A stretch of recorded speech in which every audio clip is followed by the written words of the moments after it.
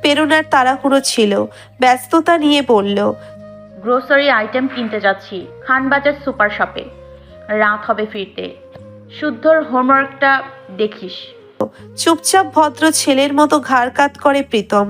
প্রেরণা বলে, প্রণমীর মনটা ভালো নেই, আজ ঋতু আন্টি এসে কাহিনী করে গিয়েছে, ওকেও দেখিস একটু। এবারও প্রীতম ঘাড় কাত করে জবাব দেয়। প্রেরণা অ্যাপার্টমেন্ট থেকে বেরিয়ে যেতেই দ্রুত আঙ্গুল চালিয়ে স্পোর্টস ক্লাব গ্রুপটাকে একটি ছোট বার্তা লিখে দেয়। আপু বেরিয়েছে খানবাজার সুপার শপ, তোরা রেডি? পরপর কয়েকবার টুংটাং শব্দে কয়েকটি জবাব আসে। ইয়েস। ইনশিরাহর ঘরটা সুন্দর করে গোছাচ্ছিল সেহা। মঈন জিজের সাথে আপু ছোট মামির চেম্বারে গিয়েছে। ঘরটা এলোমেলো, আপু অসুস্থ তাই বোনের ঘর গুছিয়ে দিচ্ছে। এ বাড়ির সব থেকে লক্ষ্মী মেয়ে সেহা। আচানক বড় মামির ডাকে চোখ কপালে উঠল ওর। কদম ফুল, কদম ফুল কোথায়? হাত থেকে ঝুলঝাড়ু ফেলে 70 হেঁটে সিঁড়ি বেয়ে নামছে সে। কোমরে পেঁচালো ওড়নাটা। বসার ঘরে কারোর সাথে কথা বলছে বড় মামা, ছোট মামা আর বড় মামি। কোমর থেকে ওড়না তুলে গলায় জড়িয়ে ধীর পায়ে নামছে এবার। মিহি কণ্ঠে বলছে, কে এনেছে বড় মামি? বড় দাদা এনেছে? স্বল্প পরিচিত মিহির স্বরটা কর্ণগোচর হতেই ঈষৎ ঘাড় বাঁকায় উজ্জ্বল। সেহা সিঁড়ির শেষ ধাপে পা রেখেই দাঁড়িয়ে পড়ে, চোখ বড় বড় করে। উজ্জ্বল নিস্পন্দ নয়নে তাকিয়ে আছে কালো মোটা ফ্রেমের চশমার আড়ালে ভাসা ভাসা দুটি চোখে। তার মুখভঙ্গি শান্ত স্বাভাবিক, তবে অস্বস্তিতে গাঢ় হলো সেহার শরীর। চোখ নামিয়ে দাঁড়িয়ে থাকে ঠায়। নে ফুলগুলো, সব তোর। আলো বসেই উজ্জ্বলকে দেখলো এক পলক। উজ্জ্বল তখনও দেখছে মেয়েটাকে, মুখ হাসি হাসি তার। আলো সেহার স্থির ভঙ্গি দেখে বলল, কি হলো? ও আচ্ছা শোন, এ উজ্জ্বল মাহমুদ। তড়িৎ চোখ তুলে তাকায় সেহা। অবাক বিস্মিত নেত্র যুগল বড় বড় হয়ে যায়। মনোযোগী দৃষ্টি এবার উজ্জ্বলের মুখের দিকে। এই লোক তবে রাগী মির্জার প্রসিকিউটর? উজ্জ্বল তখনও মুখ হাসি হাসি করে তাকিয়ে আছে, কিংবা ওর ব্যক্তিত্বই অমন। সেহা সেই দিনও দেখল, কথা বলেই খুব সুন্দর করে নীরব হাসে। তখন পুরোপুরি সজীব এবং সরল লাগে লোকটাকে। সেহার দৃষ্টি নামে উজ্জ্বলের হাতে, চোখে তার চিকচিক করছে উত্তেজনায়। তবে এই লোকের কাছ থেকে কেন ফুল নেবে? বড় মামি পাগল? ফুলটা আলো নিল, ভারী গুচ্ছটা সেহার হাতে ধরিয়ে দিয়ে ফিসফিসিয়ে বলল, এভাবে দাঁড়িয়ে আছিস কেন? উইওয়ার্ড লাগছে, হাস। হাসার চেষ্টা করলো সেহা। স্বামীর উজ্জ্বলকে সোফায় বসতে বলে প্রফুল্ল চিত্তে বলে, আমার মনের মেয়ে, তোমার দাদু চেনে ওকে। উজ্জ্বল বসে চোখ নামিয়ে নিল। আলো চলে যায় কিচেনে। হেল্পিং হ্যান্ডকে চা বানাতে বলে ফ্রিজ খুলে দেখে কি স্ন্যাক্স দেওয়া যায় এই শান্ত অতিথিকে। সেহার নাকে কদমের সুঘ্রাণ পৌঁছতেই এক নিমেষেই ওর গোটা মন ও শরীরে খেলে গেল এক স্নিগ্ধ সজীবতা। আজ বহু বহু বছর পরে এই ফুল পেল সে, তাও এতগুলো। খুশি মনে এবার সে তাকায় সামনে। একটা নীল শার্ট পরনে লোকটার, হাতা ফোল্ড করে রেখেছে। এখন একে দেখলে কেউই বলবে না এ উকিল। আচ্ছা, এর বয়স কত? এত ছোট বয়সে কেউ উকিল হয়? স্বামীন আর ইসমাম আড্ডা দিতে ব্যস্ত লোকটার সাথে। তোমাকে এত বললাম তোমার দাদুকে নিয়ে এসো, এলে না? আপনারা চলুন না, দাদুর কাছে বলেছি, সে তো বলেছে ইনভাইট করতে। আমরা চলে গেলে বিপদে পড়বে। বিপদে কেন? আমরা রাবণের গোষ্ঠী, সদস্য সংখ্যা কত জানো? বলেই হো হো করে হেসে ওঠে স্বামীন। উজ্জ্বল হাসে নিশ্চুপ। এরপর স্বামীন পরিবারের সদস্যদের সবার পরিচয় দিতে থাকে উজ্জ্বলকে। আমরা মোট 3 ভাইয়ের সংসারে বাড়িতে। আমি বড়, আমার মেয়ে ইনশিরা আমাদের কোম্পানি চাকরি করে, জামাইয়ের সাথে বেরিয়েছে, এলে পরিচয় করিয়ে দেব। ইহান, ইরফান আমার মেজো ভাইয়ের 2 ছেলে। ইহান পলিটিক্স করে আর ইরফানও আমাদের কোম্পানিতে চাকরি করে। আমার ছোট ভাইয়ের একটি মেয়ে, ইয়ানা ফিজিক্স নিয়ে পড়ছে। আর ওই যে আমার ভাগ্নি, ও ডাক্তারি পড়ছে। খুব ব্রিলিয়ান্ট সব ভাই বোনেরা, তবে ভারী দুষ্ট। শান্ত কেবল ইহান আর এই সেহা, বাকিগুলো খুব বাজি। নমুনা তো শুনেছই। উজ্জ্বল আরো একবার চোখ তুলে সেহাকে দেখল। সেহা চোখ নামিয়ে নিল। পরপর চোখ তুলে আলোর দিকে তাকিয়ে বলল, মামি, আমার সাহায্য লাগবে। না তুই যা। শেখা চুপচাপ কদমগুচ্ছ নিয়ে ওপরে চলে গেল। আলো বসলো উজ্জ্বলের হাতে চায়ের কাপ ধরিয়ে দিয়ে। তোমার বিয়ে হয়েছে? উজ্জ্বল মাথা নাড়ে। আলো বলতে থাকে, তোমার দাদুকে দেখার আমার খুব শখ। দেখতে যাব যাব করেও যাওয়া হয় না। লোকটার প্রতি চিরকৃতজ্ঞ আমি। তোমার আঙ্কেল যখন হাজতে ছিল, আমার স্পষ্ট মনে আছে আমি না খেয়ে তোমার দাদুর পেছনে পড়ে থাকতাম। তিনি একদিন আমাকে ধমকে বললেন, মা কিছু খেয়ে নে আগে, শরীর ঠিক না থাকলে স্বামীর জন্য দুশ্চিন্তা করবি কিভাবে।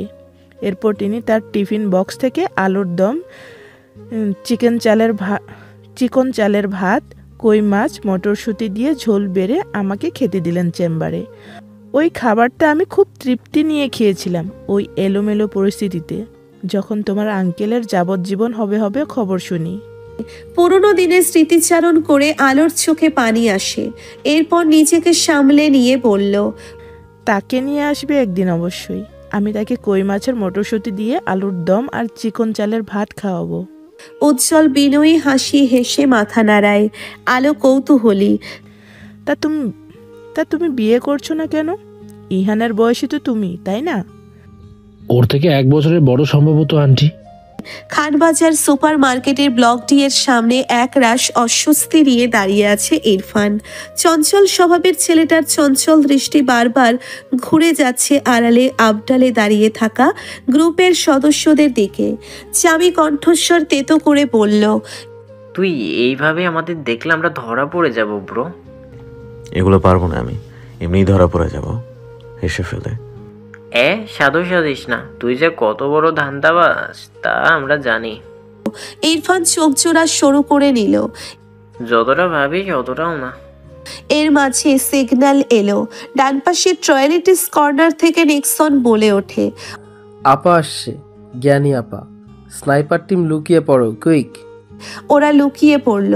প্রেরণা শপিং কার্ট নিয়ে এগিয়ে আসছে এই দিকটায়। আশেপাশে তাকিয়ে ইরফান শুরুতে একটা লম্বা শ্বাস ফেলল, তারপর এগিয়ে গেল।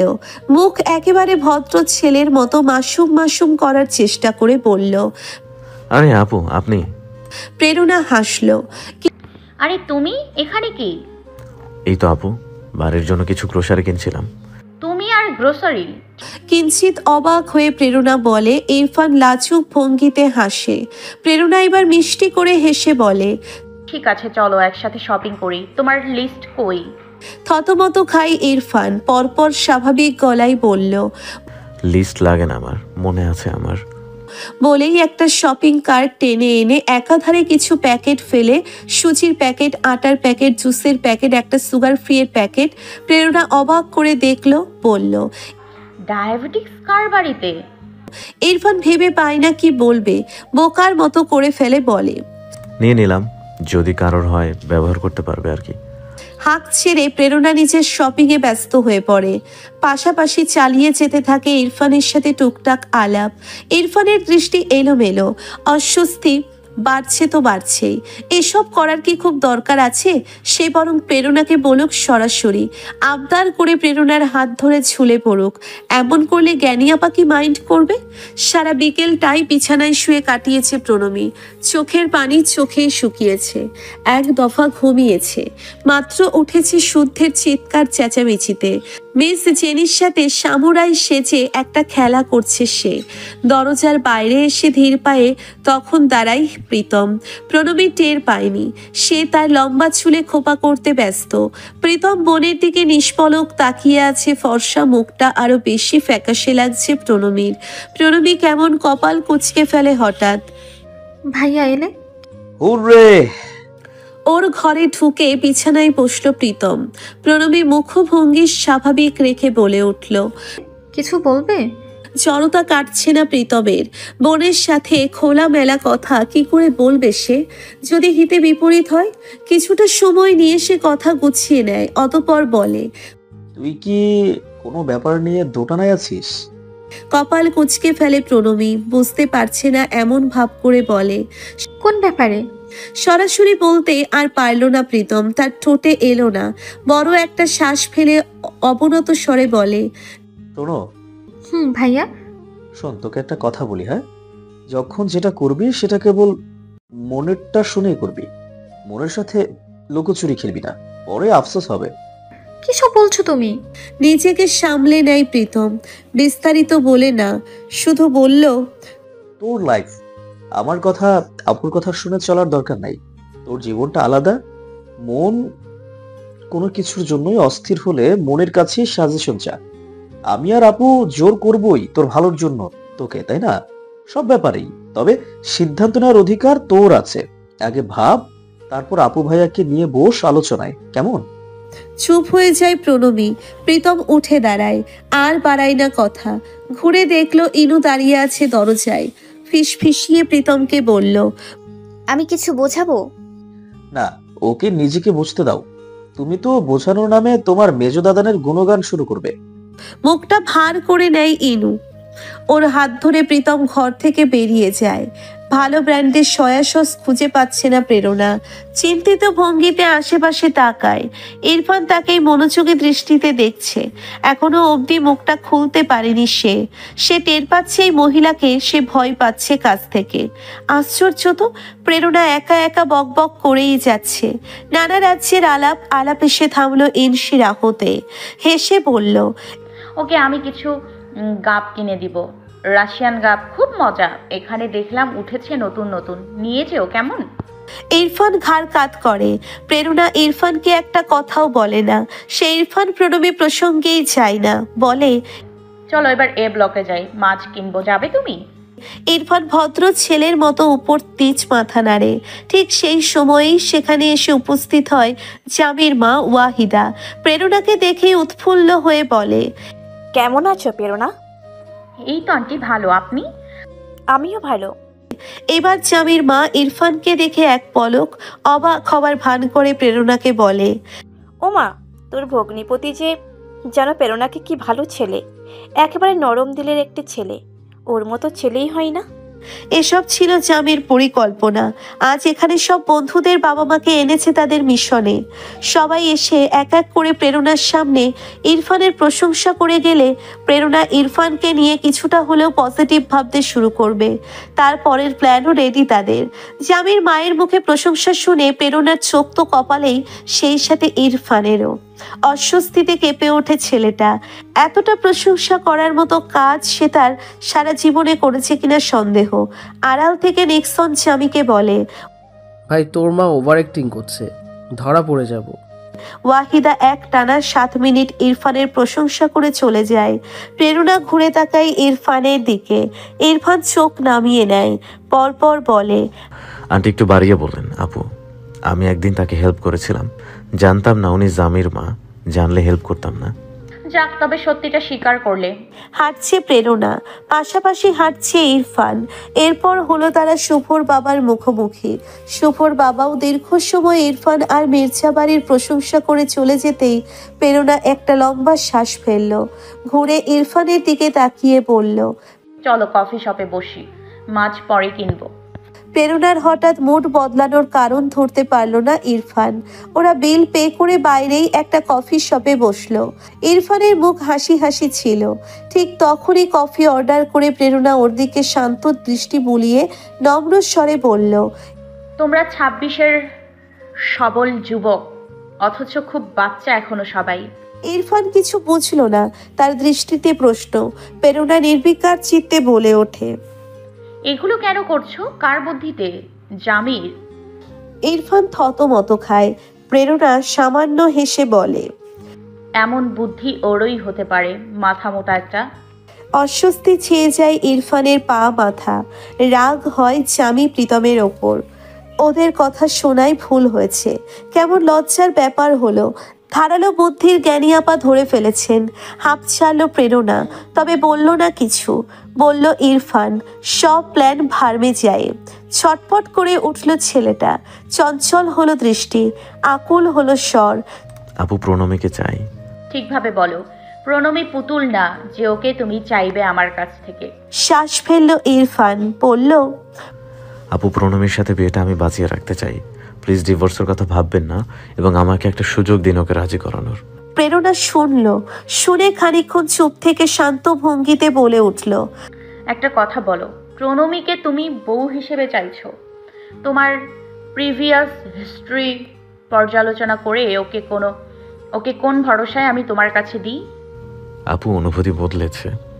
প্রণমীর বদলায়নি। ও সেই সুযোগটা পায়নি আমাকে বোঝার, সেটাই চাই এবং আমার বিশ্বাস আমি জিতব। কথা বলে না প্রেরণা।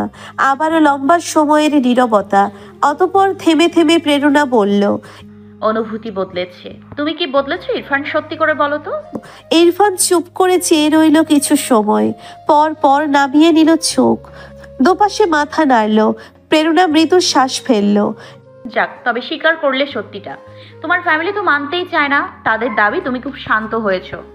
ইরফান কথা বলে না, প্রেরণাই বলতে থাকে, ভাই ইরফান, ঠান্ডা মাথায় ভাবো, তুমি কেমন আর প্রণমী কেমন। তোমার প্রণমীকে চাই। প্রণমী বিশ্ব সুন্দরী, চোখ ধাঁধানো সুন্দরী। প্রণমীর প্রতি তোমার সফট কর্নার জন্মেছে। তোমার প্রণমীর সাথে সংসার করার পেছনেই 3টা কারণ আছে, যাকে তুমি ভালোবাসা বলে ব্যাখ্যা করছো। এখন তুমি আজ রাতে বালিশে মাথা রেখে ভেবে দেখবে, তোমার চাহিদা বাদে প্রণমীর কি কারণ থাকতে পারে তোমার সাথে সংসার করার। তোমার মতো অধৈর্য ছটপটে মেজাজি ছেলের সাথে সারা জীবন পার করার, তোমার সন্তান জন্ম দেওয়ার, এটা একটু ভেবে দেখবে। হুট করে তোমার রাগ উঠে যায়, হুট করে ধৈর্য ভেঙে যায়, হুট করে এই করো সেই করো, এসব যায় প্রণমীর সাথে। সংসার কি আদৌ বোঝো তুমি?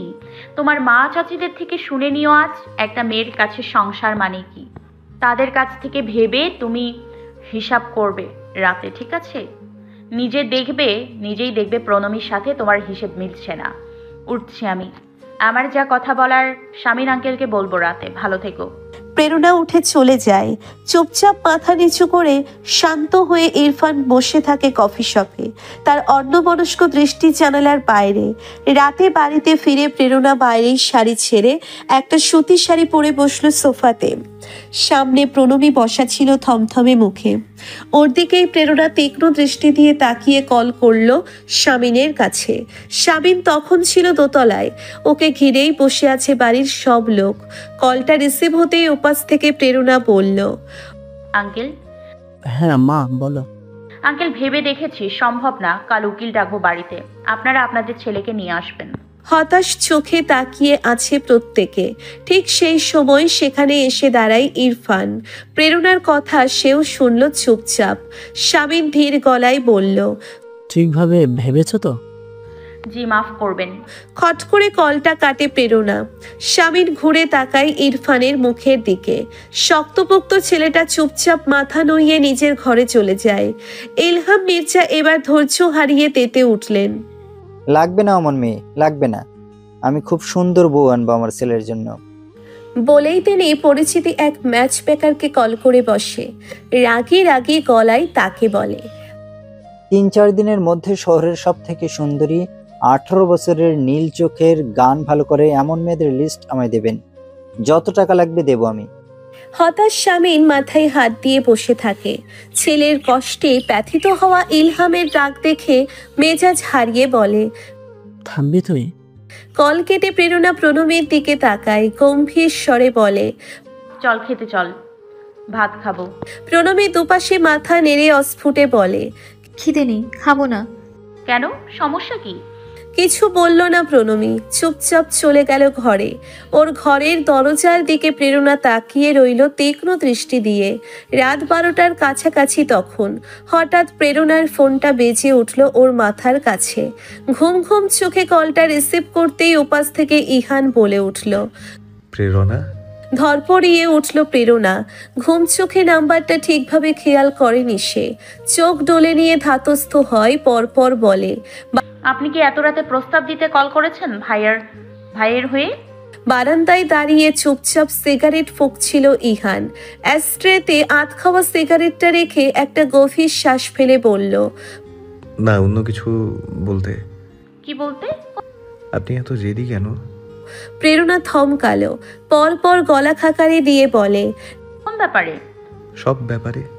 নিজেকে সামলে নেয় দ্রুত ইহান। মস্তিষ্কের স্নায়ুকোষের ঝিঝি পোকাগুলো খুঁচিয়ে তাকে দিয়ে এইমাত্র তার স্বভাব বিরুদ্ধ একটা কাজ করিয়ে নিল। এত রাতে একজন ভদ্র মহিলাকে অকারণে কল দিয়ে বসেছে সে। ওপাশে হতভম্ব প্রেরণা, তার ঘুম ঘুম কণ্ঠস্বরটা ইহানকে আকৃষ্ট করছে খুব। কল কাটতে ইচ্ছে করছে না। ভেবে ভেবেই ইহান লাজুক হাসে, তারপর গলা খাকারি দিয়ে নিজেকে সামলে নেয়। সব ব্যাপারে জেদ করি মানে? এই ইহান, আপনি কি ঝগড়া করতে চাচ্ছেন আমার সাথে? কথাগুলো কাট কাট বললেও ঘুম ঘুম কণ্ঠে সর্বোচ্চ কমনীয় লাগলো। একটা আলাদা অনুভূতিতে ভাসছে ইহান। বলতে পারছে না কিছু, প্রেরণাই বলতে থাকে। যা বলার আপনার মাম্মা, আপনার বড় বাবা, মুইন ভাইয়া আর ইরফানকে বলেছি আমি। যদি এই বিষয়ে আপনাকে আমার বোঝাতে হয় তবে আমি খুবই হতাশ হব। আপনার কাছ থেকে অন্তত এগুলো আশা করি না। নিশ্চুপ হাসে ইহান, পরপর বলে, কেন আমার থেকে আশা রাখেন না কেন? থমকায় প্রেরণা, অস্বস্তিতে পা মাথা ছেয়ে যায়। লোকটার কণ্ঠস্বর কেমন যেন ঠেকে, অতি নমনীয়। পুরুষের কণ্ঠের আবেদন বোঝাটা জটিল কিছু নয়। রাত বিরেতে কল করেছে আবার, এত সাহস কই পাইয়ে? প্রেরণার অস্বস্তি হয় এতেও, ছটফটিয়ে বলে, কাল আসবেন, রাখছি। আমি বিতর্কে জড়াতে চাচ্ছি না, ধন্যবাদ। ইহান কিছু বলবে তার আগেই খট করে কল কাটলো প্রেরণা। ফোনটা চুপচাপ রেখে বারান্দায় রেলিংয়ে হাত ধরে ইহান আকাশ দেখে রাতের। বাড়িতে প্রসেস করা মাছ ঢুকছে, মাংস ঢুকছে, বিভিন্ন স্ন্যাক্স আইটেম ঢুকছে। প্রেরণা ভীষণ ব্যস্ত সকাল থেকে রান্নাঘরে। ইনুকেও টেনে এনেছে। রাজ্যের রান্না হচ্ছে বাড়িতে। মনটা প্রেরণার খুশি। রাদীপ সুস্থ হয়েছে, দ্রুত ওর বিচার প্রক্রিয়া শুরু হবে। এই ফ্ল্যাট প্রেরণা ছাড়বে ভাবছে, ইতিমধ্যে বিজ্ঞাপন দিয়েছে। মিস জেনি এসে মলিন মুখে কিচেনে দাঁড়ায়। উৎফুল্ল প্রেরণার মুখটা দেখে বলে, এত রান্না কেন? কচুরির রুটি বেলতে বেলতে প্রেরণা বলে, আত্মীয় আসবে আজ, জানেন না? ইনু শুকনো মুখে খুন্তি নাড়ছে, একটু পরপর দীর্ঘশ্বাস ফেলছে শুধু। মিস জেনি বলে ওঠে, আজকে তো ডিভোর্স দিতে, এসব খাবে তারা? বুঝদার হলে খাবে, অবুঝ হলে খাবে না। মিস জেনির রাগ ধরে গেল প্রেরণার তেরা কথায়। তিনি তার মনের উত্তরটা না দিয়ে পারল না।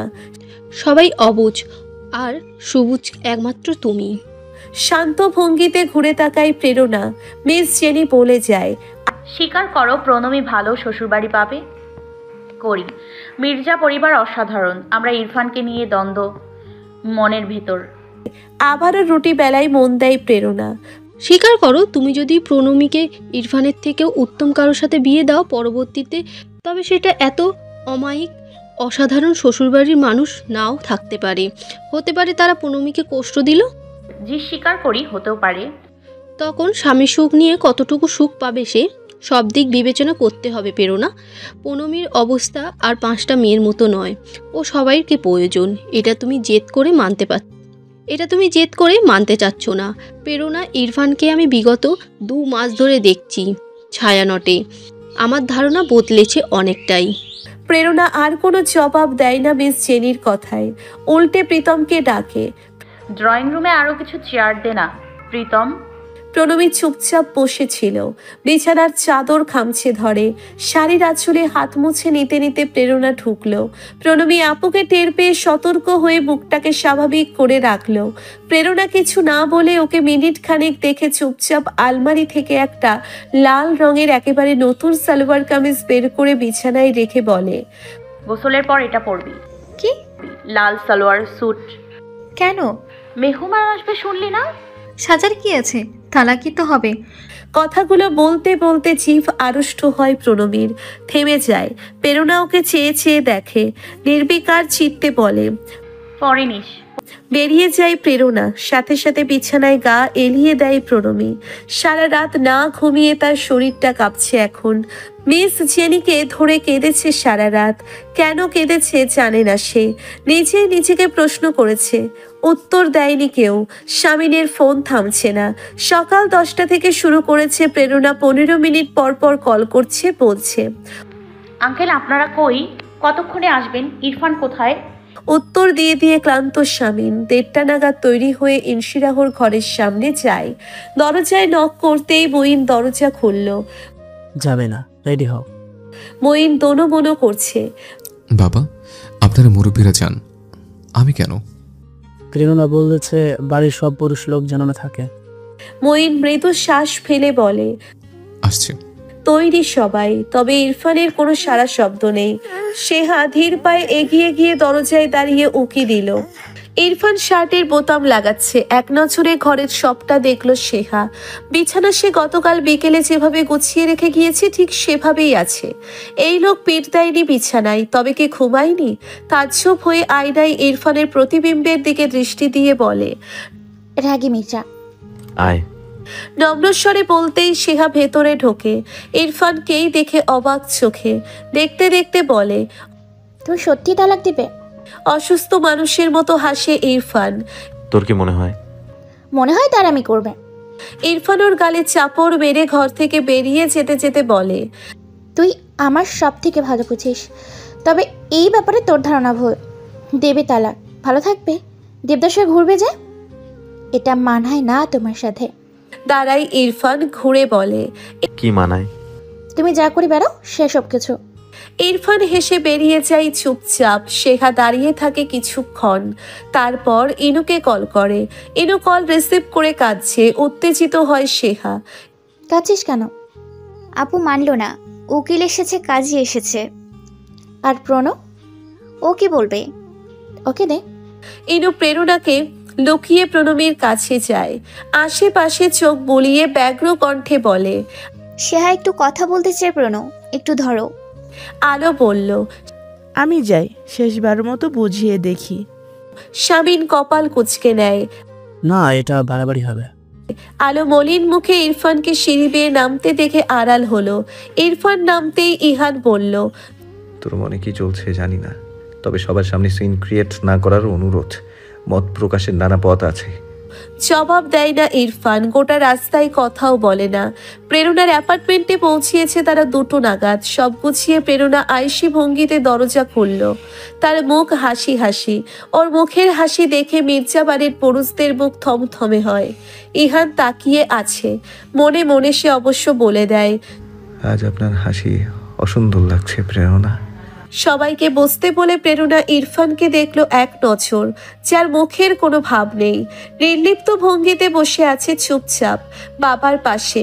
নিউ মার্কেটের কাজী সাহেব আফতাবউদ্দিন এসেছেন, তাকে দেখেছে, তাকে দেখাচ্ছে অপ্রস্তুত। এই প্রথম কোনো তালাক অনুষ্ঠানে এসেছে সে। চারিদিকে খাবারের সুঘ্রাণে ম ম করছে। আর চোখে বার কয়েক ইরফানকেও দেখেন তিনি। দেখে ঢোক গিলে নেয়। প্রীতম আসেনি বসার ঘরে। আপুর ওপর অজানা কারণে মেজাজ বিগড়েছে তার। ওর মন আপু পড়ে ফেলে কষ্ট পাবে, তাই আসেনি। ওর ঘরে জামিরাও বসেছিল থমথমে মুখে। প্রণবীর ঘরে ঢুকেই প্রেরণা ধাক্কার মতো খায়। লাল সালোয়ার স্যুট গায়ে চড়িয়ে প্রণবী কাঁদছে, নিশ্চুপ কাঁদছে। প্রেরণা ছুটে যায়, আঁকলে ধরে বোনকে। এক গালে হাত রেখে বলে, এই বোকামে কাঁদছিস কেন? প্রণবী জানে না কাঁদছে কেন, সে জানে না।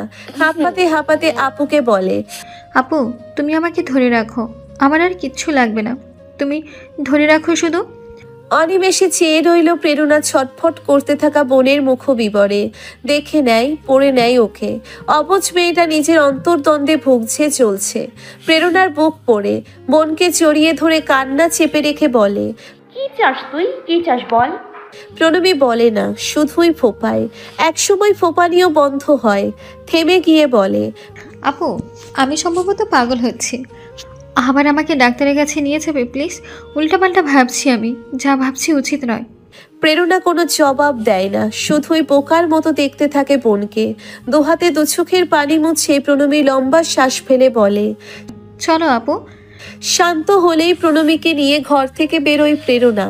ইরফান এই বার মেঝের কার্পেট থেকে দৃষ্টি তুলে প্রণবীকে দেখলো। শ্যামলা মুখটা আরো অন্ধকার হলো নিমেষেই। প্রণবীর গায়ে লাল, ওই দুর্ঘটনার বিয়ের দিনেও লাল পড়েছিল প্রণবী। আজ বুঝি উদযাপন করছে মেয়েটা লাল পরে, খুশি হয়ে। এলোমেলো দৃষ্টি ফেলে ইরফান বড় বাবার দিকে তাকায়। শাবিন তারই দিকে তাকিয়ে আছে। ইরফান তাকায় পাপার দিকে। ইলহামও তারই দিকে তাকিয়ে আছে। ছটফটানি দমিয়ে অত্যন্ত শান্ত ভঙ্গিতে ইরফান মেঝের কার্পেট দেখে আবার ইনু আর মিস জেনি এসে দাঁড়িয়ে থাকে এক কোণে। প্রীতম ও তার বন্ধুরাও আসে। প্রেরণা ইরফানের বন্ধুদের ডেকে নিয়েছে যারা বিয়েতে সাক্ষী ছিল। প্রত্যেকেই মলিন মুখে দেখছে প্রণমীকে। প্রেরণা যাকে টেনে ঠিক ইরফানের মুখোমুখি সোফায় বসিয়েছে, ইরফান আবারও চোখ তুলে দেখছে প্রণমীকে। শান্ত নদীর মতো মেয়েটি স্নিগ্ধতা ঠিকরে পড়ছে শরীর থেকে। কে যেন হঠাৎ করে কানের কাছে বলে ওঠে, তালাক দিবে মানেই হচ্ছে ওই মেয়ে আজীবনের তরে তোমার জন্য হারাম। শিউরে উঠছে ইরফান, তবে শান্ত রাখছে নিজেকে। তাকিয়ে প্রেরণার দিকে। ভদ্র মহিলা নির্লিপ্ত। প্রেরণা একটা চেয়ার টেনে বসলো। এইবার কাজীর দিকে ফিরল। মুখ হাসি হাসি করে বলল, বিয়ে পড়ান। কাজী তবদা খেলো, কেশে উঠল এবং তবদা খেয়ে গেল ওখানে উপস্থিত প্রত্যেকে। প্রেরণার মুখ হাসি হাসি। স্বামীনের মুখের দিকে তাকিয়ে বলে, আজ বউ নিয়ে যেতে পারবেন না, বিয়ে পড়ানো থাকবে শুধু, অনুষ্ঠান হবে তারপর বউ। খামচে ধরে প্রণবী নিজের সালোয়ার স্যুটের ওড়না। চোখের পাতা কেঁপে ওঠে আপুর কথা শুনে। নিমেষেই হাঁসফাঁস করে ওঠে অন্তর, কেঁপে ওঠে শরীরটা, কাঁপে গলা। অস্ফুটে বলে, আপু। ইরফান বোকার মতো দুই বোনকে দেখছে। প্রেরণা হাই তোলার ভান করে প্রণবীকে বলছে, কাল সারা রাত ঘুমাসনি, আমাকেও ঘুমাতে দিসনি, এইসব চুকে গেলে ঘুমাবো আমি, একটা লম্বা ঘুম। ইরফান ছটফটিয়ে ওঠে, ওর কণ্ঠে আকুলতা। আপু। প্রেরণা দৃষ্টি দেয় ওর দিকে। এবার চোখ মুখ শক্ত করে বলে, পাত্র হিসেবে তোমাকে আমার বোনের জন্য পছন্দ নয়, পাত্র হিসেবে তোমাকে আমার বোনের জন্য পছন্দ নয়, আমার বোকা বোনের সম্ভবত পছন্দ। 2 মাস ছায়ানতে কি করেছো কে জানে। যাই হোক, বিয়ে পড়ান কাজী সাহেব, আমার ঘুম পাচ্ছে। ইহান আর মুইন একে অপরকে দেখছে শুধু। ইলহাম মির্জার মুখটা হয় উজ্জ্বল, উঁচু গলায় বলে ওঠে, বিয়ে পড়ান। ওখানের কেউই হতভম্ব ভাব কাটাতে পারছে না। ঠিক তখনই প্রণবী কান্না ভেজা কণ্ঠে বলে ওঠে, আমি তোমাকে কষ্ট দিয়ে কিছু বোঝাতে চাই না। প্রেরণা স্বাভাবিক গলায় জবাব দেয়, জীবনটা তোর, সিদ্ধান্ত নেওয়ার বয়স হয়েছে, তোর ইচ্ছেতে কর সব, আপু হিসেবে সবসময় পাশে পাবি। শুধু বলবো যা করবি ভেবে চিন্তে করবি, আবেগ জিনিসটা বড্ড খারাপ প্রণমী। প্রণবী অস্থির শ্বাস ফেলছে, বলছে, আপু আমার এই ছটপটানের এমন মানে নয়। কেমন মানে? প্রণবী বলতে পারে না কিছু। তার আপু কষ্ট পাবে আজ তার কারণে? কখনো না। বলে ওঠে, আমি ওনাকে সুযোগ দিতে চাই না, তুমি এসব বন্ধ করো, প্লিজ বন্ধ করো। হাসলো প্রেরণা এবার ছোট মেয়েটার অবুঝপনা দেখে। বুকের সাথে মিশিয়ে নেয় সে প্রণবীকে। প্রণবী কাঁদছে আবারও, নিজেকে সামলাতে পারছে না। লাগুক তার লোকটার জন্য খারাপ, সে আপুকে কাঁদাবে না, তার মা বাবাকে কাঁদাবে না, কখনো না। বোনের চোখের পানি মুছে দেয় প্রেরণা। এক পলক ইরফানের দিকে তাকায়, অতঃপর ধীরস্থির বোনকে বলে, সুযোগ দিতে চাস না? না। নাক টেনে বলে প্রণবী। বিয়ে হোক চাস না? না। এবারও নাক টেনে বলে প্রণবী। পছন্দও করিস না ওকে? না। প্রেরণা হাসে মৃদু, অবুঝ আবেগে কাঁদতে থাকা, ছটফট করতে থাকা অষ্টাদশী বোনের মাথায় হাত বলিয়ে বলে, ঠিক আছে, তবে একটা অ্যারেঞ্জ ম্যারেজ হোক। নানা ভাই আপনি বিয়ে পড়ান তো। সংকোচে গুটিয়ে যায় প্রণবী। ইরফান দেখছে প্রেরণাকে। প্রেরণাও ওর দিকে হাসি হাসি দৃষ্টিতে কিছুক্ষণ তাকিয়ে থেকে হঠাৎ ঘর কাঁপিয়ে কেঁদে উঠল। চমকে উঠল প্রত্যেকে। তরপাচ্ছে প্রেরণা। কান্নার তোড়ে গোমট হয়েছে পরিবেশ। প্রেরণা শুধু ইরফানের মুখের দিকেই তাকিয়েছিল। ওকে কিছু বলতে চাইছে, পারছে না কান্নার বেগে। ওর তরপানি দেখে তৎক্ষণাৎ উঠে দাঁড়ায় ইরফান। দ্রুত গিয়ে প্রেরণার পাশে বসে প্রেরণার হাত দুটো মুঠি করে ধরে। প্রেরণা হাঁপাতে হাঁপাতে বলে, আমার প্রণো। ভদ্র মহিলার অসহায় দুটি ভেজা চোখের দিকে তাকিয়ে ইরফান দম ফেলে। অবনত কণ্ঠে বলে ওঠে, আপু এমন কেন করছেন? দিতে হবে না বোনকে, আপনার বোনকে আপনি রেখে দিন। প্রেরণা কাঁদতে কাঁদতে দুপাশে মাথা নাড়ে। ওর হাত দুটো আরো শক্ত করে ধরে ইরফান। আকুল হয়ে বলে, আপু যদি মনে করেন বোনকে আর কোথাও বিয়ে দিতে পারবেন না, তাই নিরুপায় হয়ে আমাকে বেছে নিতে হবে, তাহলে আমি বলবো প্লিজ না, আমি ওকে তালাক দিয়ে যাব আজ। সত্যি বলছি আপু, কিছুক্ষণ আগেও আমার বুক পুড়েছে, মন চেয়েছে জেদ করে বলেই দিয়ে ওকে তালাক দিচ্ছি না আমি।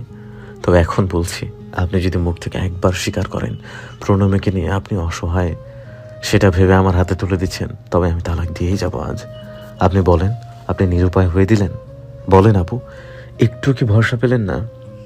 আচ্ছা ভরসাবাদ, এক বিন্দু কি প্রত্যাশা জাগছে না আমার উপর? এক বিন্দুও না।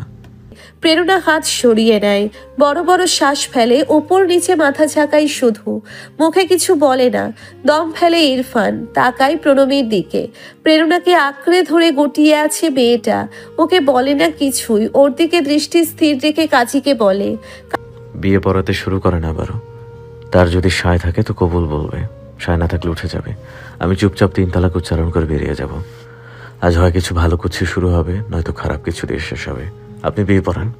কাজী তাকালেন প্রেরণার দিকে, আঁচলে চোখ মুছে নিয়ে প্রেরণা কাজীকে সময় দিল। কাজী তাকালেন মির্জাদের দিকে। শামীন মাথা নাড়লেন। প্রীতম আর ইরফান গ্যাংয়ের প্রত্যেকের শ্বাস বন্ধ করে দাঁড়িয়ে আছে। যতক্ষণ পর্যন্ত না প্রণবী কবুল বলছে ততক্ষণে তারা নিঃশ্বাস নেবে না, এমন ভাব। ছটফটানি কমে না মেয়েটার। এ এক অসহ্য আবেগ, শেষ করে দিচ্ছে তাকে। কি হচ্ছে এসব তার? ওদিকে কাজী বিয়ে পড়াতে শুরু করলেন। প্রণবীর চোখের পানি ফেলা থামে না। কাজী বারবার বলছে, কবুল বলো। বলছে না প্রণবী কবুল। ইরফানের দৃষ্টিতে আজ অস্থিরতা নেই, সে শান্ত এখন। দেখছে জ্ঞানিয়াপার আদরের বোনের গাল বেয়ে ফোটায় ফোটায় গড়িয়ে পড়া পানি, যেগুলো তার গালের লাল তিল ছুঁয়ে নামছে। উদ্বিগ্ন প্রেরণা বোনকে আগলে চেয়ে বলে, কিরে শরীর খারাপ লাগছে? ওকে সময় দিন আপু, কান্না থামুক, কবুল আস্তে ধীরে বলুক। উদ্বিগ্ন প্রেরণা বোনকে আগলে নিয়ে বলে। ভীষণ ধৈর্য ইরফানের, এই কথাটা বলে সেটাই বোঝালো। বাড়ির সবাই হা করে ওকে দেখছে। প্রণবের হাবভাব ঠিক নেই, শত চেষ্টা করেও স্থির রাখতে পারছে না নিজেকে। এই লোককে সে চাচ্ছে সুযোগ দিতে, আবার মেজাজ গরম হয়ে যাচ্ছে এই লোককে আজীবন সহ্য করতে হবে এটা ভেবে। এই অস্থিরতার নাম কি? এটা ঢঙের অস্থিরতা? প্রণবী নিজেই একটা নাম দিয়ে দুচোখ বন্ধ করলো। দুচোখ থেকে গড়িয়ে পড়লো জল। তারপর চোখ মুখ খিচিয়ে আস্তে ধীরে বলল, কবুল। বলতে দেরি, বাকিদের চিৎকার দিতে দেরি নেই। ইনু আর ইরফানের বন্ধুরা নাচানাচি শুরু করে দিল। ইরফান শুধু চেয়ে রইল প্রণবীর মুখের দিকে নির্নিমেষ। প্রেরণা বোনকে ছেড়ে পিঠ এলিয়ে দিল সোফায়। আবারও দুচোখের পানি ছেড়ে দিয়ে বলল, পানি খাবো, কেউ পানি দাও। বাইরের ঘরে আলোচনা চলছে। প্রণবীকে কবে মির্জা বাড়িতে নেওয়া হবে সেই ব্যাপারে। প্রণবীর কানেও ওসব কিছু যাচ্ছে না। সে একটা ঘোরের মধ্যে আছে। কবুল বলার পর থেকেই যে ঘোর থেকে সে বেরোতে পারেনি, শরীরটা ছেড়ে দিয়েছিল। তাকে এখানে ধরে ধরে এনেছে ইনু আর মিস জেনি, বসিয়েছে বিছানায়। এর মাঝে কত সময় গড়িয়েছে, ডাইনিংয়ে সবাই খাওয়া দাওয়া করেছে। শুধু ঠিক হতে পারেনি সে। বুক কাঁপছে তার। তার বিয়ে হয়েছে তার অপছন্দের লোকটার সাথে। তাকে সুযোগ দেওয়ার অভিপ্রায়ে চোখ থেকে পানি ছড়িয়েছে সে। থরথরিয়ে কাঁপছে প্রণবী। এসব হচ্ছেটা কি তার? একটা সম্ভাব্য তারিখ জানিয়ে দেয় শামীন। প্রত্যেকে আয়েশি ভঙ্গিতে বসে ডেজার্ট খেতে খেতে আলোচনা সেরে নেয়। প্রেরণা চুপচাপ শুনছে ও বাড়ির মুরব্বীদের কথা। তার পাশে ইরফান, যে কবুল বলার পর থেকে সেই যে দৃষ্টিনত করেছে আর তোলেনি। 2 লোকমা ভাতও খায়নি ঠিকভাবে ছেলেটা। প্রেরণা ঘাড় ঘুরিয়ে ওকে দেখল, পরপর নিচু গলায় বলল, এত ভং ধরতে হবে না। শুধরাতে বলেছি, নিজস্বতা বাদ দিতে বলিনি। বিয়ে করে আনন্দ পেলে দাঁত বের করে হাসতে পারো। ইরফান মাথা তুলে প্রেরণাকে দেখল, তবে কিছু বলল না। আবারও মাথা নিচু করে বসে রইল। প্রেরণা শামীনের দিকে তাকিয়ে বলে, তাহলে ওই কথাই রইল, 10 তারিখ তুলে নেবেন। আমার সময় চাই কটা দিন, প্রস্তুতি নিতে হবে। আমার বোন ছোট, ওকেও একটা সংসারের জন্য মানসিকভাবে প্রস্তুত করতে হবে। অনেক কিছু শেখাতে হবে। এর মাঝে ওরা ফোনে কথা বলুক সপ্তাহখানেক। শামীন, ইলহাম, ইসমাম, ইহান কিংবা মঈন কেউই দ্বিমত করে না। শামীন উঠবে এখন। বাড়ির মহিলাদের কিছু জানায়নি। বাড়িতে গিয়ে সারপ্রাইজ দেবে বলে। তাড়াহুড়ো তার আচরণে, সবাইকে তাড়া দিচ্ছে। চলো উঠো সবাই, বেরোই এখন। মঈন তার শ্বশুরকে দেখে হতাশ। ইনিও নাকি একসময় পাগল প্রেমিক ছিলেন তার শাশুড়ির। ভাবা যায়। শামীন জামাইয়ের দৃষ্টি দেখে নিচু গলায় বলে, কি উঠবো না? বাড়িতে সবাই চিন্তা করছে। আপনারা যান, আমি ইরফানকে নিয়ে আসবো। প্রণবীর সাথে 5 মিনিট কথা বলবে না? মঈনও নিচু গলায় বলল। শামীন লজ্জা পেল। সে ভুলেই গিয়েছে এসব। লজ্জিত ভঙ্গিতে হাসে। প্রেরণা আর প্রীতমকে বলে বেরিয়ে যায় ওরা। থেকে যায় শুধু মঈন ইরফান। ইরফান তখনও শক্ত হয়ে বসে আছে, ঘামছে সে। মঈন ওর বেহাল দশা দেখে হাসে। ছটফটে দুরন্ত ছেলেটাও নাকি ঘামছে নার্ভাসনেসে। ভাবা যায়। দৃষ্টি ঘুরিয়ে এসে প্রেরণাকে বলে, আই থিঙ্ক দুজনের 5 মিনিট আলাদা করে কথা বলতে দেওয়া উচিত, তাই না প্রেরণা? এবার প্রেরণাও লজ্জা পেল। এই ব্যাপারটা তার মাথা থেকে বেরিয়ে গিয়েছে। ঘাড় ঘুরিয়ে মাথা নিচু করে বসে থাকা ইরফানের দিকে তাকিয়ে প্রীতমকে দেখে। প্রীতম চোখ দিয়ে ইশারা করে বোনকে অনুমতি দিতে। প্রেরণা ধীরে স্থির মাথা নেড়ে ইরফানকে বলে, যাও। ধীরে ধীরে উঠল ইরফান। আড়ষ্ট কদমে এগিয়ে যায় প্রণমীর ঘরের দিকে।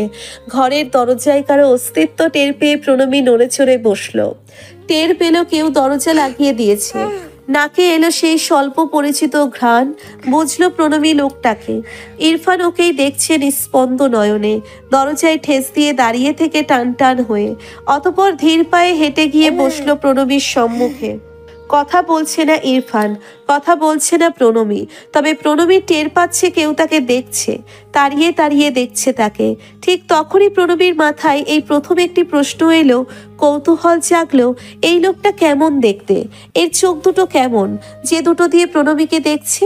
ইরফান উঠে বসলো প্রণমীর পাশে, ঘাড় ঘুরিয়ে চেয়েই থাকলো গোল মুখে। প্রণমী গুটিয়ে বসলো। চলতেই থাকলো নীরবতা। সেকেন্ড গড়ায়, মিনিট গড়ায়। হঠাৎ কারো আসলে সে থরথর করে কেঁপে উঠল প্রণমী। খামছে ধরল বিছানার চাদর। ঘাবড়ে গিয়ে বলল, করছেন কি? জবাব ইরফান দেয় না। সে একটি কথাও বলে না, বলবে না সে একটি কথাও। দুহাতে আগলে নেয় প্রণমীর গাল দুটো। গাল দুটোতে চুমুর বর্ষণ নামায় অস্থির ভঙ্গিতে। এ যে সে বর্ষণ না, ঝুম বর্ষণ। সামলাতে পারেনি প্রণমী এই অকস্মাৎ আক্রমণ। থরথর করে কেঁপেই যাচ্ছে, কাঁপতে কাঁপতে বলেই যাচ্ছে, ছাড়ুন। ওই মানুষটা নীরব। তার গালে যত জবাব দিচ্ছে, এ কেমন পাগলামি। প্রণমী হাঁসফাঁস করছে, কাপা স্বরে বলছে, আপুকে ডাকবো? ইরফান চুমুর বর্ষণের গতি বাড়িয়েছে। প্রণমী নিজের হৃদয় সামলাতে পারছে না। ওদিকে কাঁদো কাঁদো হয়ে হুমকি দিচ্ছে, নালিশ করবো, ডাকবো আপুকে? ডাকলাম আপুকে, শুনুন। কেউ শুনলই না। প্রণমীর দুই গালে মোট 198টা চুমু দিয়ে শান্ত হলো। সিক্ত কপাল দুটো ছাড়া পেল এক দফা বর্ষণ শেষে। প্রণবীর বুক কাঁপছে সবেগে, গলার কাছে কিছু একটা চেপে বসেছে। কম্পিত হাত দুটো বহু কষ্টে তুলে গাল দুটো ছুলো বিস্ময়, লজ্জা, ভয় ও আড়ষ্টতার ঘোরে। এবং তখনই আবারও কেউ ওকে মিশিয়ে নিল নিজের সাথে। চমকে ওঠার সুযোগটুকুও পেল না সে। লোকটা তার কপালে ঠেকালো কপাল। ওই লোকটার বড় বড় প্রশ্বাস আছড়ে পড়ছে প্রণবীর গোটা মুখে। শিরশিরিয়ে উঠছে লোমকূপ। মুহূর্ত কাটে। অন্তরে চলা তুফান থামিয়ে ইরফান সরল। দেখলো মেয়েটা গুটিয়ে আছে, থ হয়ে আছে। গাঢ় বাদামি দুটো চোখে ওই আড়ষ্ট বধূকে 4-5 সেকেন্ড দেখে ইরফান উঠে দাঁড়ায়। অক্ষি পল্লব কাঁপছে প্রণমীর। জবথব হয়ে আছে ফিনফিনে শরীরটা। ইরফান আর দাঁড়ায় না, নিজের শার্ট ঠিক করে চুপচাপ বেরিয়ে যায় ঘর থেকে। প্রণবী তখনও ঘর থেকে বেরোতে পারছিল না। গাল দুটো চেপে ধরে কাঁপতে থাকে অবিরত ছন্দে। ইরফান গিয়ে চুপচাপ মাথা নিচু করে আবার বসতেই প্রেরণা ওকে দেখল। পরপর বলল, বাড়িতে যাও, বিশ্রাম নাও, কথা হবে। কি জামাই বিদায়ের আগে কফি বানিয়ে খাওয়াই ওদের প্রেরণা। মঈন আর ইরফান বেরোতেই প্রেরণা উঠে প্রণমীর দরজার সামনে গিয়ে দাঁড়ায়। প্রীতমের ঘর হাসি আড্ডায় চমচমাট। প্রেরণা দেখে বোনকে দোগালে হাত চেপে ধরে বসে আছে। চোখ কেমন ফ্যাকাশে। এগিয়ে যায় সে। হয়েছে? কাঁপছে প্রণমী। আপুর গলার আওয়াজে চমকে উঠে অস্ফুটে বলে, কিছু না। এমন করছিস কেন? শরীর খারাপ লাগছে? পোলাও খাবি মুরগি ভুনা দিয়ে? প্রণবী বলতে পারছে না কিছু। গাল থেকে হাত সরাই না সে। তার মনে হচ্ছে গালে দাগ লেগেছে ঠোঁটের। আপু দেখে ফেলবে সব। প্রেরণা কৌতূহলী হয়ে এগিয়ে গিয়ে বোনকে ধরল। ঠিক তখনই গা ছেড়ে দিল প্রণবী। ভিড়মি খেয়ে পড়ল। ভীষণ নড়বড়ে ছিল তার নার্ভ সারাদিনের ধকলে। ইরফান বাড়িতে পা রাখতেই দেখলো বসার ঘরে কয়েকজোড়া জলজলে দৃষ্টি ওকে দেখছে। মঈনের সাথে সরাসরি শান্তিনীরে পৌঁছিয়েছে ইরফান। এখনো অবধি মুখটা খোলেনি সে। মঈন গোটা রাস্তায় হো হো করে হাসতে হাসতে জিজ্ঞেস করেছে, অধিক সুখে মানুষ পাথরা শুনেছে, তুমি অত্যাধিক আনন্দে লোহা হয়ে গেলে, স্ট্রেঞ্জ। এসে এলো ছুটতে ছুটতে। মঈন ওর দিকে রাগি চোখে তাকাতেই ওর পা থামলো। এরপর নিজেকে সামলে আস্তে ধীরে হেঁটে এসে ইরফানকে ধরলো, চেঁচিয়ে বলল, কংগ্রাটস, আমি এক্ষুনি যাবো ভাবি দেখতে। Congrats congrats congrats. ইরফান এই এতক্ষণে মুখ খুলল, ইসিকে সরিয়ে দিয়ে মৃদু ধমকে উঠল, শর্ত ভ্যা করিস না, ঘুমাবো আমি। আলো, ঋতু, পরি একপাশে সরে দাঁড়ায়। ছেলে সারা রাত ঘুমায়নি তারা জানে। এক রাতেই কেমন শরীর ভেঙেছে। ওকে অবশ্যই ঘুমোতে দেওয়া প্রয়োজন। সিঁড়ির কাছে শেখা দাঁড়িয়েছিল, তার মুখ হাসি হাসি। ইরফানকে বলল, কংগ্রাটস রাগি মেয়েটা। ইরফান সামান্য হেসে দোতলায় উঠে যায়। দোতলায় স্বামীনেরা 3 ভাই বসেছিল। বিয়ের অনুষ্ঠানের ব্যাপারে জরুরি আলোচনা করতে হাতে আর 2 দিন আছে। ইরফানকে দেখেই স্বামীন বলে, এসো, কথা আছে, জরুরি কথা। শার্টের বোতাম খুলতে খুলতে ইরফান ঘরের দিকে পা বাড়ায়। হাই তুলতে তুলতে বলে, পরে আমি ঘুমাবো, রাতের আগে কেউ যেন ডাকতে না আসে। ঘরে ঢুকেই শার্টটা ছুঁড়ে ফেলে একটা চেয়ারে উন্মুক্ত শরীরটা নিয়ে উপর হয়ে বিছানায় পড়ল ইরফান।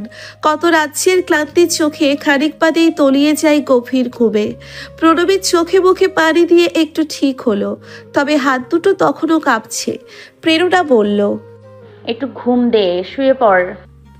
বিছানা গুছিয়ে দিয়ে প্রণবীকে শুইয়ে উঠে যেতে নিলেই প্রণবী আপুর হাত শক্ত করে টেনে ধরল। প্রেরণা ঘুরতেই জড়িয়ে ধরল ওকে। প্রেরণা হেসে বোনের মাথায় হাত বুলিয়ে দেয়। হয়েছে, আমি রেগে নেই, বিশ্রাম নে। তখনই ড্রয়িং রুমে তার ফোনটা শব্দ করে বেজে ওঠে। বোনকে রেখে গিয়ে ফোনটা হাতে তুলে নিতেই দেখলো মেসেজ এসেছে একটা। ইহান তাজওয়ার মির্জার নাম্বার থেকে। ধন্যবাদ জানিয়েছে প্রেরণাকে। ধন্যবাদ। আজ যখন দরজা খুললেন, যেভাবে হাসলেন, আবার মনে হয়েছিল এমন বাজে হাসি আপনি হয়তো কখনো হাসেননি। কিন্তু যখন কাঁদলেন, আবার মনে হয়েছে এত সুন্দর করে কাউকে আমি কাঁদতে দেখিনি। ধন্যবাদ। লম্বা শ্বাস ফেলে প্রেরণা পরপর 2 বার লোকটা ইদানিং খুব ফোন কল মেসেজ করেছেন, যেটা আগে করতেন না। এটা কি ঠিক? ঠিক নয়। ইনুকে দেখতে পেয়ে মিনমিনে গলায় প্রেরণা বলে, এবার তোমার বড় দাদানের একটা হিল্লে করে দাও, অনেক বয়স হলো তো ওনার। ইনু ব্যস্ত গলায় বলল, তা তো সবাই চায়। আসলে আমার দাদান সদ্য সদ্য ছ্যাঁকা খেয়েছে তো, তাই সময় নিচ্ছি আমরা। ছ্যাঁকা? শালি আমার বড় দাদানের প্রস্তাব রিজেক্ট করেছে। চোখ দুটো বড় বড় হয়ে যায় প্রেরণার। হতভম্ব হয়ে বলে, এসব কেমন কথা ইনু? হ্যাঁ আপু, শালি তো, শালি গর্দব। চাপা ক্ষোভ নিয়ে বলে ইনায়া। প্রেরণা উঠল ধমকে। একজন প্রস্তাব রিজেক্ট করেছে বলে তাকে গালাগাল করবে? কি আশ্চর্য! বিহেভ ইয়োরসেলফ ইনু। প্রেরণা উঠল ধমকে। কথাটি বলেই প্রেরণা হন্তদন্ত হয়ে ঘরে ঢুকে যায় তার। ইনু থমথমে মুখটা নিয়ে দাঁড়িয়ে আছে। আপু এত খেপলো কেন? গালি তো আপুকে দেয়নি সে। আজব, ভারী আজব ব্যাপার। সন্ধ্যার পরে ইনু রেডি হয়ে শান্তি নিয়ে চলে যায় প্রীতমের সাথে ঝগড়া করে। ঝগড়ার মূল কারণ ইরফান প্রণবীর বিয়ের অনুষ্ঠান। ইনুর ইচ্ছে ইনু শান্তি নিয়ে থাকবে অনুষ্ঠানে, তার মেজো দাদানের পক্ষে থাকবে। প্রীতমের ইচ্ছে ইনু যাতে তাদের 2 ভাই বোনের সাথে দেয়। এই নিয়ে দুটিতে লেগেছিল খুব। পরে প্রেরণাই সমাধান দিল। প্রেরণার সিদ্ধান্ত ইনু গায়ে হলুদ ও বাড়িতে কাটিয়ে কোণে তুলে নেওয়া অনুষ্ঠানে এ বাড়িতে আসবে। ইনু যাওয়ার পরে বাড়িটা পুরো ফাঁকা হয়ে গিয়েছে, সম্পূর্ণ নিস্তব্ধ। শুদ্ধের গেম খেলার আওয়াজ ব্যতীত কোনো শব্দ হচ্ছে না গোটা অ্যাপার্টমেন্টে। সন্ধ্যার পরে প্রেরণা একবার উকি দিল প্রণর ঘরে। গায়ে চাদর টেনে শুয়ে আছে ওপাশ ফিরে, ঘুমোচ্ছে বোধহয়। ওকে আর ডাকল না সে। ওপাশে তার ফোন বাজছে। ছুটে গিয়েই দেখলো ইসির ফোন। রিসিভ করতেই চেঁচিয়ে উঠল ইসি, হে ডাবল বেন সাহেবা, ভাবি কোথায়? ঘুমাচ্ছে। ইস, তবে উঠিও না, পরে দেখবো। প্রেরণা হাসে, বলে, ইরফান মির্জা কি করছে? সারা বিকেল থেকে সন্ধ্যা বোধ হয়ে ঘুমিয়েছি। এখন ওটা অফিসের কাজ করছে, ল্যাপটপ নিয়ে বসে আছে। আর বাড়ির সবাই? বাড়ির সবাই সামিন, ইয়াসার মির্জা আর এলহাম মির্জা বড় দাদান আর মুইনকে নিয়ে বসেছে অনুষ্ঠানের ব্যাপারে আলাপ করতে। পরশু তো গায়ে হলুদ, আর একটা দিন আছে হাতে। মামা আর মেজমা গয়নাগাটি বের করে দেখছে, ছোট বৌমাকে কি কি দেবে, বড় বৌমার জন্য কি কি রাখবে, সেসব নিয়ে গভীর আলোচনা চলছে। ছোট বাবা আর ছোট মা এতদিন পর ইনুকে পেয়ে এক গাদা খাবার নিয়ে বসে খাওয়াচ্ছে। সেহা বই পড়ছে, শান্ত বাবা এসেছে, সেও গয়না দেখছে মাম্মাদের সাথে বসে। আমি আচার খাচ্ছি। এক নাগারে সব বলে থামে ইনশিরাহ। প্রেরণা হেসে বলে, আর তোমার মধ্যে যে আছে সে কি করছে? একটু পরপর মাকে বমি করাচ্ছে। মিস জেনি ওপাশে ডাকছেন। প্রেরণা ইনশিরাহকে বলে কল কেটে হেঁটে চলে যায় চিন্তিত ভঙ্গিতে। প্রণবীর মাথার কাছে ফ্যাকাশে মুখে দাঁড়িয়ে থাকা মিস জেনির দিকে জিজ্ঞাসু দৃষ্টি ফেলতেই তিনি বলে উঠলেন, জ্বর এলো যে? কি একটা বিপদ, হঠাৎ করে জ্বর কেন? প্রেরণা চোখ কপালে তুলে এগিয়ে গিয়ে প্রণুর কপালে হাত রাখতেই চমকে উঠে আসলেই ভীষণ জ্বর। ল্যাপটপ থেকে মনোযোগী দৃষ্টি সরালো তার যখন খপ করে পাশে পড়লো একটা ফোন। ফোনের স্ক্রিনে একটা অতি অল্প বয়সী মেয়ের শাড়ি পরা ছবি। উজ্জ্বল চোখ থেকে রিডিং চশমা খুলে ফেলা, কপাল কুঁচকে ঘাড় ঘুরিয়ে তাকায় পেছনে এসে দাঁড়ানো নিজামের মুখের দিকে। বলে ওঠে, সমস্যা কি? ভ্রু নাচিয়ে নিজাম মাহমুদ বলে ওঠেন, এটা কেমন? খুব পিচ্ছি। ফোনটা সরিয়ে দেয় উজ্জ্বল, হাতে তুলে নেয় একটা বই। নিজাম মাহমুদ আশির বৃদ্ধ, স্বভাবত খুব জেদি। জেদ দেখিয়ে উজ্জ্বলের হাত থেকে বইটা কেড়ে বসে পড়ে। রাগ দেখিয়ে বলে, তো মানে আমার 32 রানিং আর এই মেয়ের 19-20 হবে সম্ভবত। এর সাথে আমার যাই? কেন যাবে না? Age is just a number. হাসলো উজ্জ্বল, তাচ্ছিল্যের স্বরে বলে, তুমি আর তোমার লজিক। ঠিকই তো বলছি, বয়স দিয়ে কি করবি? মেয়ে হলেই তো হলো। তোমার পছন্দ হলেই তুমি বিয়ে করে নাও। শ্বাস ছাড়েন নিজাম, বলেন, তো লন্ডনের সাদা চামড়ার এক্স গার্লফ্রেন্ড গুলোকে বিয়ে করার পায়তারা করছিস নাকি? ওসব হবে না। আমার বাঙালি নাতি বউ চাই, মুসলিম, নয়তো খুব খারাপ হবে বলে দিলাম। আবারও হাসে উজ্জ্বল মাহমুদ, জবাবে বলে, আমারও চাই বাঙালি বউ, তবে বালিকা বউ নয় প্লিজ। দুদিন পরে আমাকে বুড়ো অপবাদ দিয়ে ভেঙে যাবে। তখন আরেকটা বিয়ে করবি, সেটা গেলে আরেকটা, সেটা গেলে আরেকটা। উজ্জ্বল উঠল, ধরল বৃদ্ধ দাদুর হাত, টেনে টেনে তার ঘরে নিয়ে যেতে যেতে বলে, বুঝেছি মাথার স্ক্রু ছুটেছে আবার। ওষুধ খেয়ে ঘুমাও। এত প্রেশার নিলে নাতি বউ দেখার আগেই অক্কা পাবে। তুই আমাকে জীবিত অবস্থায় নাতি বউয়ের মুখ দেখাবি বলে মনেও হয় না। হ্যাঁ রে, একটা কথা বল, তোর কি কোনো অসুখ আছে?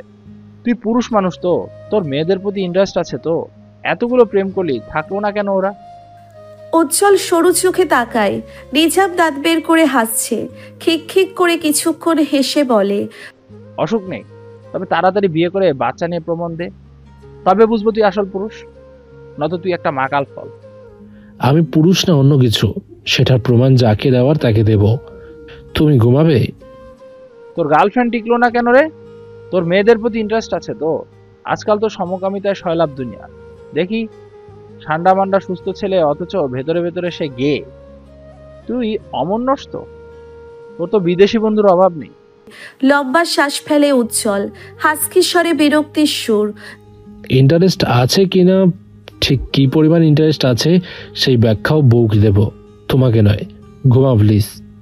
দাদুর গায়ে চাদর টেনে লাইট অফ করে দিয়ে উজ্জ্বল নিজের ঘরে ঢুকে বিছানায় টান টান হয়ে শুয়ে পড়ে। 7x7 একটা রাজকীয় বিশাল বিছানা তার। শোয়ার আগে রোজকার মতো মেডিটেশন করলো। দাদু ফুল চেত করছে না, যথেষ্ট দেরি হয়েছে। পরিচিত অপরিচিত সবাই কথা শোনাচ্ছে। এবার তার বিয়ের ব্যাপারে ভাবা উচিত। বুড়ো হয়ে যাওয়ার আগে উজ্জ্বল হাসে এতক্ষণে দাদুর কথাগুলো মনে করে। ওরা থাকলো না কেন? ওদের অত ধৈর্য নেই দাদু যে তোমার নাতিকে টলারেট করবে, তাই থাকলো না।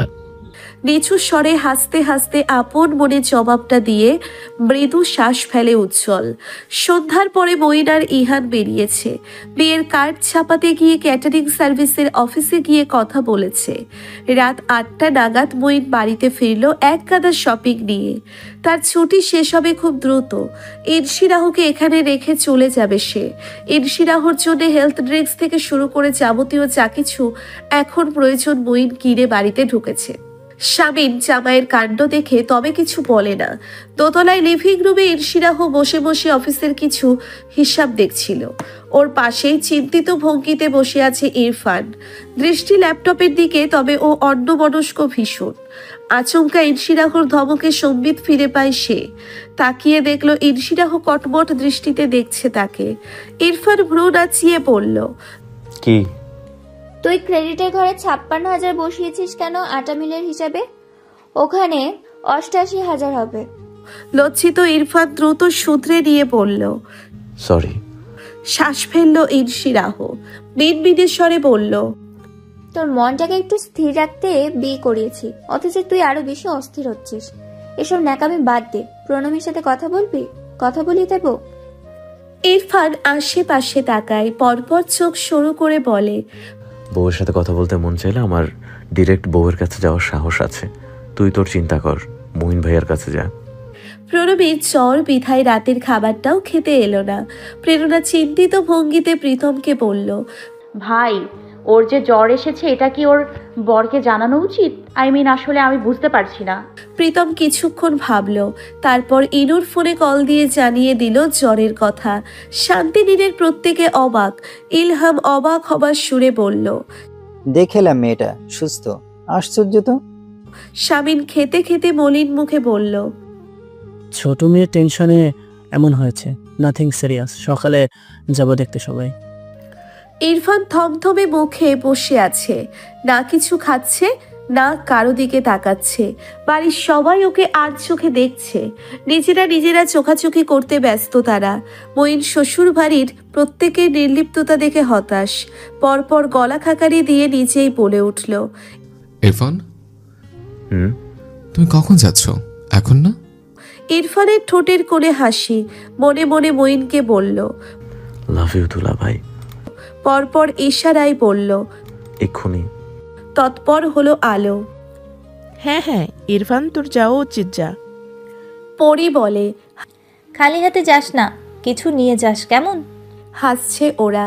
ইরফান উসখুস করছে। ইহান বলে উঠল, খেতেও হবে না, যেতে চাইলে এক্ষুনি যা। আবার গায়ের শার্টটা পাল্টে যা, আর গায়ের শার্টটা পাল্টে যা, আস্তে ধীরে যা, ছোটাছুটি করার কোনো প্রয়োজন নেই। ইরফান গম্ভীর মুখে উঠে দাঁড়ায়। ছোটাছুটি নয়, সবাইকে দেখালো সে খুব ধীরে ধীরে দোতলায় উঠেছে। দোতলায় উঠেই নিচের প্রকৃত রূপে ফিরল ইরফান। অতি দ্রুত শার্ট পাল্টে বাইকের চাবি আর ওয়ালেট নিয়ে ঘর থেকে বেরিয়েও আবার ঘরে ঢোকে। গিয়ে আয়নায় নিজেকে ভালো করে দেখে। গলার কাছে বোতামগুলো বখাটেদের মতো খোলা। ওই দুটো লাগিয়ে শার্টের হাতা দুটোই সমানভাবে ফোল্ড করে নিচে নামলো। বাড়ির সবাই মুখ হাসি হাসি করে রেখেছে। তাদের সামনে গম্ভীরতা বজায় রেখে শান্তিনীরের বাইরে পা রেখেই ছুট লাগায় বাইকের কাছে। দরজা খুলল প্রীতম। হা করে ইরফানকে কয়েক পলক দেখে মুখটা বন্ধ করে বলে, আয় আয়। প্রেরণা এলো। ইরফানকে দেখে ঘড়ির দিকে তাকায় সে। মুখে কোনো প্রকার অভিব্যক্তি নেই তার। শান্ত চোখে ইরফানকে পা মাথা পরক করে দেখে। বেশভূষা রাতারাতি চেঞ্জ। মনে মনে হাসছে প্রেরণা। ইরফান বারবার চোখ তুলছে আর নিচে নামাচ্ছে। অতঃপর প্রেরণার দিকে একটা ছোট্ট চকোলেট বক্স এগিয়ে দিয়ে বলল, শুদ্ধর। নাকের কাজটা কেমন পিটপিট করছে। এতক্ষণ মাথা ব্যথা ছিল, এখন নেই। ওষুধ খাওয়ার পর কমেছে, তবে জ্বর আছে বেশ। প্রণবী কাত হয়ে শুয়েছিল। প্রেরণার ডাক শুনতেই উঠে বসল সে। ঘুম কাতুরে কণ্ঠে জবাব দিল, জি আপু। ইরফান এসেছে। তরিত নিজের ওড়না সামলায় প্রণ। চোখ দুটো বড় বড় করে ফেলে। আবারও কাঁপতে শুরু করে চোখের পাতা। ইরফান চোখ নামিয়ে দাঁড়িয়ে আছে। প্রেরণা ঘুরে বলল, চা খাবে? চা বানিয়ে দিব? ইরফান সামান্য হাসল, বলল, ভাত খাবো, খেয়ে আসিনি। দুপুরে যা যা রেঁধেছিলেন সব গরম করতে থাকেন আপু। প্রেরণা কিছু মুহূর্ত ওকে দেখে মাথা নেড়ে চলে গেল। ইরফান হাসল, বাঁকা হাসি। জ্ঞানী আপাকে কমপক্ষে আধা ঘন্টার জন্য ব্যস্ত রাখা গেল, নয়তো এখানে পাহারাদের মতো দাঁড়িয়ে দাঁড়িয়ে তার বউয়ের সাথে সৌজন্য আলাপ করিয়ে দিত নির্ঘাত। তারপর মুখ হাসি হাসি রেখে বলতো, আচ্ছা এবার যাও, বিশ্রাম নাও, পরে কথা হবে। প্রীতম বা মিস জেনি কেউই আসে না এদিকে। প্রেরণা যেতেই ইরফান দরজাটা ভেজিয়ে দিল। দরজা ভেজানোর ক্ষীণ ট্যাটা শব্দে প্রণবী নড়ে চড়ে বসে, আবারও গুটিয়ে যায়। ইরফান দেওয়ালে হেলান দিয়ে দাঁড়িয়ে বুকে হাত বেঁধে নিমেষহীন দেখছে মেয়েটাকে। প্রহর গড়ায়, তবে কেউ কোনো কথা বলে না। প্রণবীর অস্বস্তি বাড়ছে একটা কথা ভেবে, ওই লোক নিশ্চয়ই তাকে দেখছে বেহায়ার মতো। সে অন্ধ, সেটার সুযোগ নিয়ে শুধু দেখেই যাচ্ছে। ওড়না সামলে নিতে নিতে প্রণবী ধীরে বলল, কেন এসেছেন? জ্বর দেখতে। তাৎক্ষণিক জবাব ইরফানের। মৃদু শ্বাস ফেলে প্রণবী বলল, জ্বর নেই আর, ঠিক আছে। ইরফান কোনো জবাব দেয় না। আবারও কিছু সময়ের নীরবতা। খানিক বাদে বিরক্ত হয়ে প্রণবী উঠে দাঁড়ায়। তার কেমন কেমন অস্বস্তিটা বেড়ে যেতেই চোখ বুজে নিয়ে ব্যগ্র কণ্ঠে বলে ওঠে, এভাবে দেখা বন্ধ করেন। ইরফান হাসল নিশ্চুপ, ঠান্ডা গলায় বলল, কিভাবে দেখছি? হাঁসফাঁস করে ওঠে প্রণবী। যেভাবে দেখছেন সেভাবে। যেভাবে দেখছি সেটা কিভাবে দেখছি? ওইভাবে। কোন ভাবে?